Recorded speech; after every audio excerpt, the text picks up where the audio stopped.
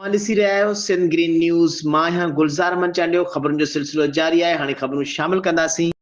जैकमाबाद खां bureau chief Ghulam Hussain जखण जी report मुताबिक़ जैकमाबाद सिंधु ते कैनाल ठाहिण ख़िलाफ़ ज़बरदस्त मुज़ाहिरो, पैदल मार्च, JYSUP, पाकिस्तान पीपल्स पार्टी, शहीद भुट्टो, जिस्कम, जमात इस्लामी फंक्शनल लीग जे अॻुवाणीअ में नेशनल हाईवे प्रेस क्लब अॻियां धरणो। तफ़सील मूजिबि दरिया बचायो तहरीक जे सॾ ते सिंधु दरिया ते 6 कैनालनि जी तामीर ख़िलाफ़ हिकु वॾो मुज़ाहिरो, जंहिंमें ते उलमा इस्लाम सिंध जे information secretary doctor AG Ansari, SUP जे मक़बूल लाशारी, शहीद भुट्टो जे अब्दुल समी सुमरो, जमात इस्लामी जे अबूबकर सुमरो, जिस्कम जे मोहम्मद वार जखरानी, सिंध दोस्त कमेटी जे इंसार चलगरी, मोहम्मद आलम खोसो, मेहरान सुछल जे chairman advocate Abdul Soomro, JY जे मौलाना सलीम लाइब्रेरी, शहरी इतिहाद जे मौलाना अब्दुल जब्बार रिंद, फंक्शनल लीग जे फ़कीर अब्दुल रसील ऐं APDC जे मोहम्मद शोबान अबरो, ह्यूमन राइट्स जे चाकर जखरानी समेत अमीर अली, नज़ीर अहमद मेंगल, मौलाना नसरुल्लाह कन्यो, ताज अमरोटी ऐं ॿियनि जी अॻुवाणी में शहीद अल्लाह बख्श पार्क खां जैकमाबाद खां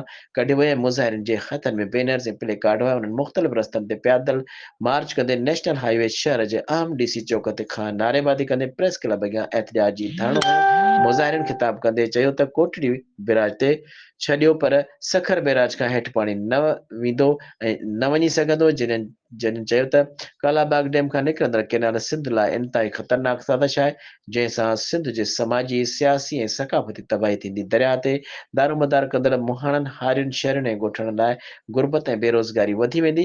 पीअण जे साफ़ पाणी, खुराक जी खोट, सिहत जे लाइ ख़राब सूरतहाल, माहौलियात तब्दीली सबबि सिंध वासियुनि जी ज़िंदगी अबतर थी वेंदी। हुननि चयो त कैनाल क़ौमी वहदत खे कमज़ोर करण जी बराबरि आहिनि। उन्हनि मुतालबो कयो त अरसा एक्ट में तब्दीलियूं ऐं कैनाल जी तमीर जो फ़ैसिलो पूरी तरह वापसि वरितो